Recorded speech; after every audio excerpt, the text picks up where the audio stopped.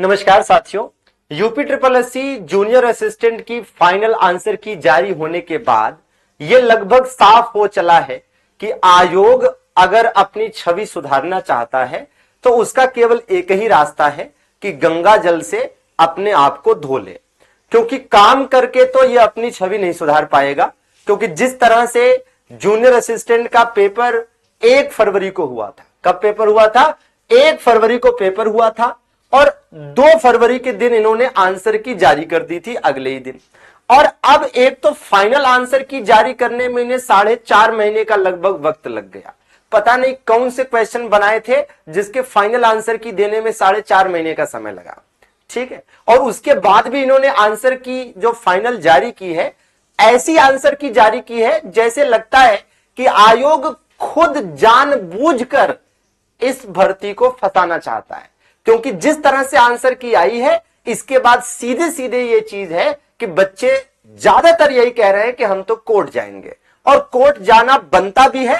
क्योंकि जिस तरह से इन्होंने फाइनल आंसर की दी है, इसमें 2 प्रश्न सीधे सीधे ऐसे हैं जिन पर कोर्ट केस होने वाला है, ऐसा बच्चे कह रहे हैं। और बच्चे जाएंगे, मानेंगे नहीं, और उनका जाना बनता भी है।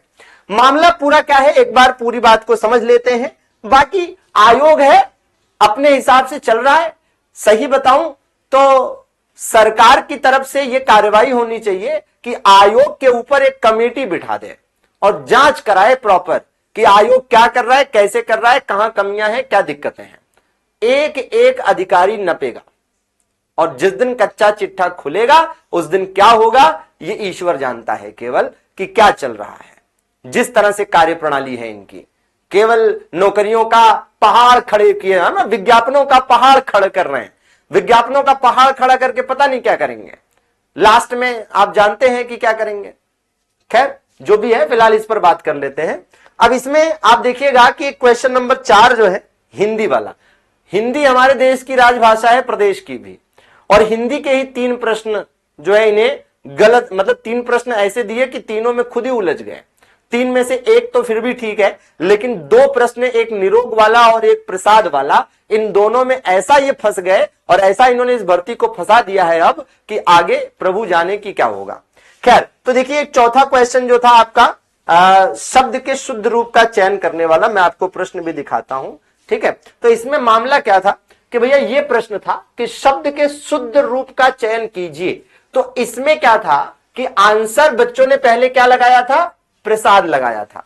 ठीक है ना, तो प्रसाद आंसर होना भी चाहिए था और कई सारे प्रूफ भी इसके मौजूद हैं, लेकिन इन्होंने क्या कर दिया, इसका आंसर कर दिया इन्होंने उपयुक्त में से कोई नहीं, मतलब ई कर दिया। अब आप सीधी सीधी बात है भैया कि पहले प्रसाद जो है, प्रसाद सही होना चाहिए था। मैं आपको प्रूफ भी दिखाता हूं, ये कुछ प्रूफ हैं जो बच्चों ने भेजे हैं। ठीक है, और इसमें आप देख सकते हैं यहां पर, ठीक है, इसमें आप देख सकते हैं, ये देखिए प्रसाद लिखा हुआ है, देवी देवता का भोग प्रसाद। ठीक है ना, तो ये जो है आपका प्रसाद ऐसे लिखा होना चाहिए, और ये प्रूफ मुझे लगता है कि कई सारी किताबों में मिल जाएगा। अब जिस बच्चे ने मान लीजिए प्रसाद आंसर लगाया था, ठीक है, तो उसको 1 नंबर मिल रहा था। अब आपने इसका आंसर उपयुक्त में से कोई नहीं कर दिया तो उस बच्चे का 1 नंबर तो कम हो गया ना। पॉइंट के नंबरों से सिलेक्शन रुक जाता है और 1 नंबर सीधे सीधे उस बच्चे का कम हो गया, तो वो तो कोर्ट जाएगा ही। ठीक है, इसी प्रकार से एक और प्रश्न देखिए। ठीक है, ये तो प्रसाद वाला हो गया। ठीक, ये आपका प्रसाद वाला हो गया, इसमें इन्होंने उपयुक्त में से कोई नहीं कर दिया। ठीक है, दूसरा है एक 6ठा नंबर क्वेश्चन निरोग वाला, इसमें इन्होंने फुल मार्क्स दिया है। निरोग वाले में क्या था कि क्वेश्चन ये था आपका कि निम्नलिखित में से अशुद्ध शब्द का चयन कीजिए। ठीक है, तो ये क्वेश्चन था। अब इसमें इन्होंने क्या किया, फुल मार्क्स दे दिया। ठीक है, इसमें इन्होंने फुल मार्क्स दे दिया है, और अब आप देखिए कि भाई इस पे फुल मार्क्स दे दिया। अब जिस बच्चे ने सही किया था उसे 1 नंबर मिल रहा था, अब आपने फुल मार्क्स दे दिया तो वो भी बाकी बच्चों के साथ सेम कैटेगरी में खड़ा हो गया। ठीक है, क्योंकि सबको भाई फुल मार्क्स का मतलब भी होता है कि सबको नंबर मिलेगा। ठीक है, तो ये हो गया। इसी तरीके से एक आपका बैसाखी वाला है, तो बैसाखी वाला तो फिर भी ठीक है भाई, बैसाखी वाले में ठीक है, फुल मार्क्स सबको दे दिया तो कोई दिक्कत नहीं, सबको 1 नंबर की बैसाखी मिल गई।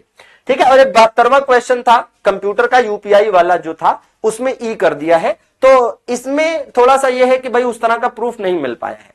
तो इन 4 प्रश्नों पर बवाल आयोग ने खड़ा किया है। और इन चारों में से 2 प्रश्न तो ऐसे हैं जिसपे सीधे सीधे बच्चे कोर्ट जाएंगे ही जाएंगे, और मामला कोर्ट जाता है तो आप जानते हैं कि कुछ नहीं कह सकते कि 4 महीने, 6 महीने, 1 साल, 2 साल, 3 साल, कितने समय में फिर कोर्ट का फैसला आएगा और चीजें आगे बढ़ेंगी, ये नहीं कहा जा सकता। तो इसका मतलब ये तो साफ है कि ये भर्ती भैया कोर्ट गई। यहां आप देख लीजिए, निरोग वाला जो है वो मैं आपको दिखा रहा हूं, अशुद्ध। तो निरोग जो इस तरह से लिखा जाता है ये क्या है? अशुद्ध है, और जो इस तरह से निरोग लिखा जाता है ये शुद्ध है। ठीक है, मैं आपको इसको जूम करके भी दिखा देता हूं, इसके प्रमाण भी मौजूद हैं। ठीक है ना, इसके प्रमाण भी मौजूद है। ये देखिए, ये देखिए, ये निरोग लिखा है अशुद्ध और ये निरोग लिखा है शुद्ध।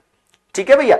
अच्छा, तो इस तरह से कई सारे प्रूफ हैं जो बच्चों के पास मौजूद हैं, लोगों के पास मौजूद हैं, और वो उस पर सीधे सीधे आयोग के खिलाफ, आयोग की इस फाइनल आंसर की के खिलाफ कोर्ट जाएंगे और मामला फंसेगा। ठीक है, बाकी आप यही कह सकते हैं कि यूपी ट्रिपल एससी को इस पर यह करना चाहिए, जो एक रास्ता मुझे समझ में आ रहा है कि यूपी ट्रिपल एससी अगर इस वीडियो को देख रहा है या बच्चों की विभिन्न समस्याओं को अलग अलग माध्यमों से उस तक पहुंच रही हैं समस्याएं, ठीक है, तो आयोग को यह करना चाहिए कि फिर से नोटिस निकालकर अपने इन दोनों, है ना, प्रश्नों में सुधार, इन दोनों आंसर्स में सुधार करना चाहिए और बच्चों से माफी मांगनी चाहिए, है ना, क्योंकि जब और चीजों की बात आती है तब तो आयोग नोटिस जारी करके कह देता है कि अफवाह फैलाने वालों के खिलाफ एफआईआर करेंगे। तो अफवाह फैलाने वालों के खिलाफ आप एफआईआर करेंगे वो तो ठीक है, लेकिन ये जो आपने इतना बड़ा ब्लंडर किया है इसके खिलाफ क्या करेंगे आप? इस पर क्या है, कम से कम माफीनामा तो आपकी तरफ से आना ही चाहिए कि भाई गलती से हो गया, माफ करें, इसका ये नहीं ये होगा।